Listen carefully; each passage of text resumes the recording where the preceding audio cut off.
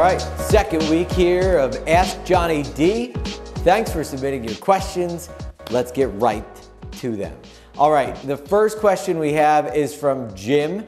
Jim is a wealthy executive for a very big and powerful company. And on weekends, Jim likes to have a little fun.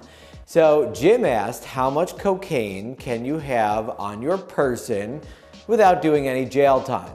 Well, Jim, the answer is not very much. So in the state of New York, cocaine is considered a narcotic, although I believe pharmacologically, cocaine is not a narcotic, but in terms of the drug schedules here in New York, cocaine is a narcotic, and narcotics are bad under the penal law. Narcotics generally expose you to a more significant crime with more substantial jail time, all right? So if you want to carry cocaine, you can only possess less than half a gram. Okay, and if you have less than half a gram, it's still a crime. It's only a misdemeanor. If you have a half a gram of cocaine or more, you are in the felony class. You have to think about that. You will be charged with a felony in the state of New York for possessing cocaine in the amount of 1/2 of a gram or more. That's not a lot. You'll be charged, if you possess that amount, half a gram or more, you'll be charged with a Class D felony, at a minimum, depends on how much more you have. And it's bad news, not good. If you have less than 1/2 of a gram, it's still a crime. It's criminal possession of a controlled substance in the 7th degree. I have handled a lot of those charges over the course of my career. They almost always go away, almost always. So that's the situation. They don't want you to have fun with cocaine on the weekend. You get into these interesting, by the way, the more you have, the more cocaine that you have, you kind of rise up the levels or degrees of criminal possession. So if you have like 3.5 grams, I think it's a criminal possession of a controlled substance. Third, I think.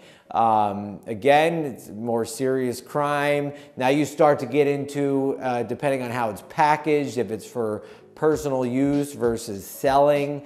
You really want to avoid the sales. A lot of the more serious possession charges of criminal possession of a controlled substance sometimes start to buffer on criminal sales. And so often, you might see charges together, criminal possession with criminal sale. That's bad. I mean, even if it's your first offense, you're looking at significant jail time.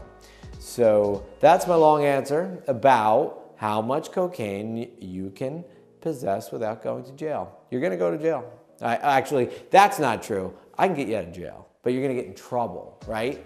There's a difference.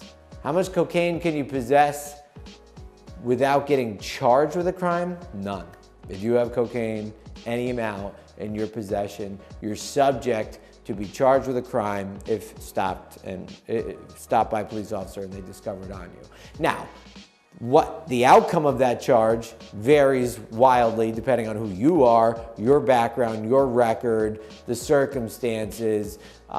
So that'll all vary. Okay, I've handled many drug charges where there's no jail time. These are some of the most triable cases. You can go to trial on possession charges and win. You can go to trial on sales and win. So they're interesting cases. Jim's question came at a really interesting time in my practice. I was just retained by a young man locally who's being charged with a crime of criminal possession of a controlled substance in the 3rd degree. He had 3 grams of cocaine on him. He was also charged from the same incident, same nexus of facts, with a sale. So he's facing some very serious charges. And so with that just happening, I was just retained today on this new case. With that happening and Jim's question, I said, let's go live. Let's talk about cocaine tonight. Question number 2. I don't think I have as much to say about question number 2, but it's a good question. I think it's probably the most common question that I receive from my clients on the issue of settlement. The question is my personal injury settlement taxable? Of course, the IRS taxes everything. Just kidding, just kidding. No, it's not. It's the one piece of money on earth that the Internal Revenue Service doesn't want a part of.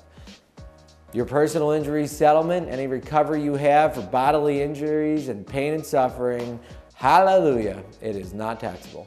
Now, that's only if you did not take deductions for the medical expenses that you incurred. So if you deducted your medical expenses like an idiot, then it is taxable. Actually, only the portion of the medical that you get, just that, but either way. And here's another interesting fact. You don't even have to tell the IRS that you got the money. The rule, the bulletin issued by the IRS specifically says, do not report your personal injury settlement or recovery. Congratulations, you get to keep it. So when you recover money in a personal injury lawsuit through the efforts of a man like myself, the check that I give you is all yours. You go to the bank account, it clears, and you get to keep it, all of it, because you deserve it, because you got hurt. And it sucked. That's it. Keep your money. Peace out.